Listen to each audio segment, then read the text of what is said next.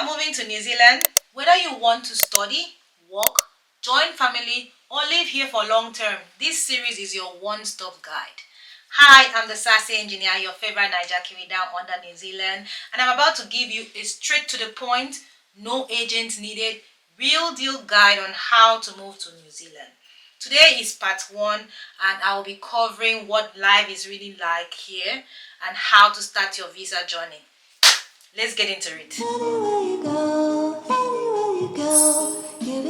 Alright, Sassy Squad, I'm diving into a topic that many of you have asked me about. Moving to New Zealand in 2025. You've seen the gorgeous photos, maybe even draped of sheep, outnumbering people, which, by the way, is totally true here. Yep, that dream of stunning landscapes and fresh start, it can be your reality. But before you pack your bags, you need to know these essentials. Take this as your no BS guide to working, studying, and even getting permanent residency in New Zealand. First off, let's talk about New Zealand itself. What is New Zealand like? New Zealand is an island country in southwestern Pacific Ocean, and it contains 2 main islands, the North Island and the South Island, and there are over 700 smaller islands. It is the 6th largest island country by area, and it lies east of Australia across the Tasman Sea and south of the islands of New Caledonia, Fiji and Tonga. New Zealand is a diverse country with a history of Maori, Europeans, Pacific Islands and Asian immigration. Many consider New Zealand to be welcoming, but this is very subjective, especially with the current happenings. However, by global standards, New Zealand is a welcoming country. The people, New Zealanders or Kiwis as they are fondly called, are generally friendly.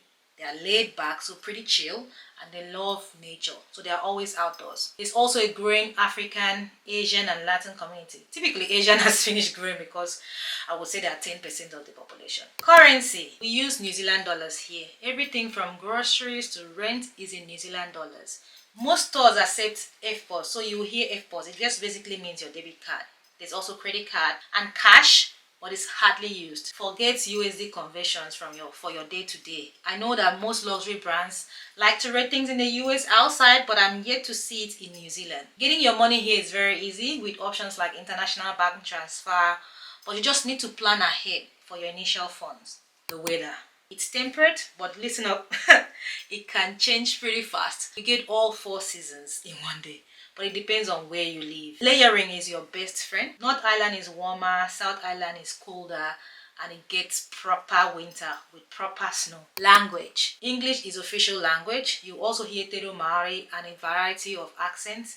English, Te Reo Maori, and New Zealand Sign Languages are the official language or languages. Population. New Zealand is a small but mighty nation with just over 5.3 million people.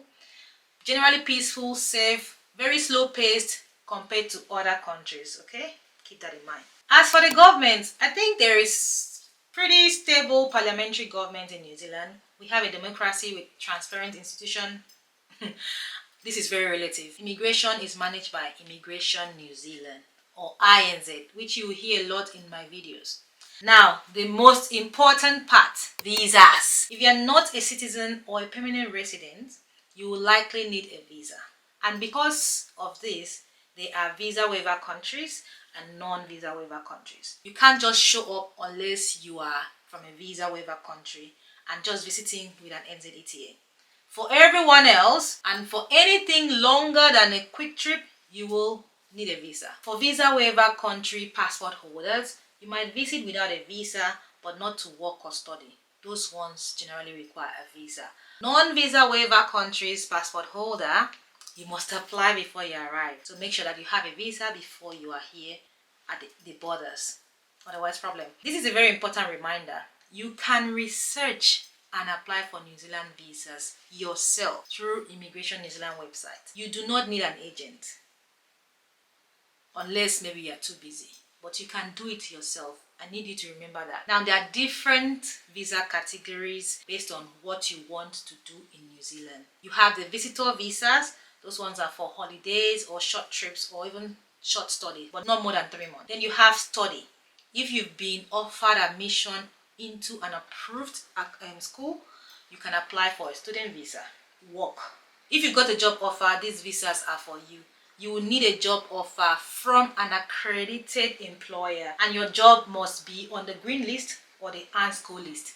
This list will be rebranding soon. That's the ANSCO list. It will be changing to null, but currently that's ANSCO that is being used. Family. There are visas to join your loved ones already here in New Zealand. You can join your spouse, your parents, your children who are already living in New Zealand. One thing you have to know is that New Zealand has its own way that it defines family. So watch my video on how New Zealand defines family, okay, to understand if you actually fall into this category. Business. This is another kind of visa. There are different types under that. You can start or invest in a business with the right visa. For example, entrepreneur visa, active investor visa. Residence, that's a big one, for living permanently.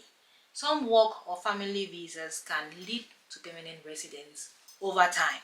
Then citizenship. After living here legally for a period of time, you can apply for New Zealand citizenship. The key things to note is that marrying a citizen or a resident does not automatically make you a citizen or a resident, but you may be eligible based on your relationship to them. Having a child in New Zealand does not automatically make that your child a citizen or even resident. Citizenship by birth only applies if at least one parent of that child is a permanent resident in New Zealand or citizen of New Zealand. Applying is key. The process generally involves choosing the right visa, gathering your documents like passport, health certificates, police checks if it's needed, then applying online through Immigration New Zealand website.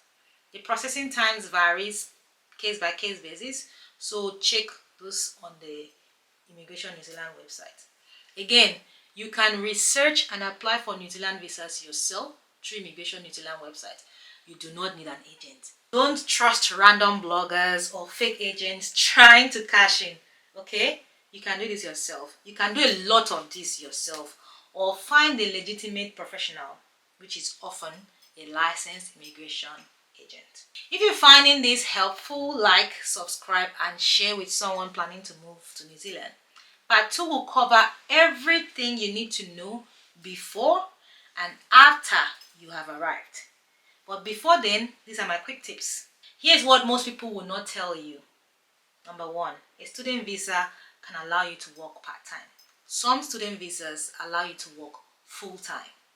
Number 2, a work visa lets you bring your family if your role qualifies. Similarly, some student visas can let you bring your family. New Zealand is strict with documents, so always check the official Immigration New Zealand website. Visa fees can range from $300 up to more than $800, and most are paid online. The immigration process is slow but fair. Well, fair can be challenged. Anyway, what I'm just trying to say is that it is slow, so apply early and track your application. This is just the beginning. In part 2, I will show you how to prepare before leaving, what to expect on arrival, and how to settle in. If you have any questions, drop it in the comment section. Follow me everywhere, the Sassy Engineer or at the Sassy Engineer. And remember, you can do it yourself. Toodles.